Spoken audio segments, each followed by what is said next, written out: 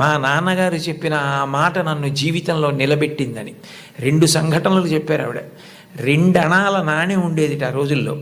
ఆ 2 అణాల నాణెం, చల్లని నాణెం ఒకటి ఇంట్లో ఉంది, ఓ పక్కన పడేసి. ఓ పిల్లాడు నేను మారుస్తాను ఈ నాణెం అని దుకాణానికి పట్టుకెళ్ళి ఏదో వస్తువులు అడిగితే ఆ చిల్లర నాణెం చూసి ఆ సరుకులమ్మే వ్యక్తి ఇది చల్లని నాణెం అవతల పోవని పంపించేశాడు.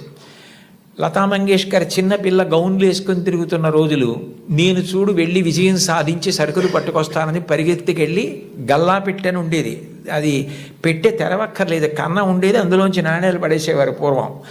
ఆమె వెళ్ళి ఇదిగో బేడ అంటే 2 అణాల నాణ్యం అనమాట, ఆ కన్నంలోంచి లోపల పడేసి కావలసిన వస్తువులను తీసుకుని వచ్చేసింది ఇంటికి. వస్తూనే ఆ పిల్లాన్ని చూసి చూడు నువ్వు వెళ్ళి చల్లని బేడతో ఏం తేలైపోయావు, నేను తెచ్చానంది. ఆ మాట విన్నారు. విని లోపల నుంచి బయటికి వచ్చి దీననాథ్ మంగేష్కర్, నువ్వు నీ గొప్ప కాదు,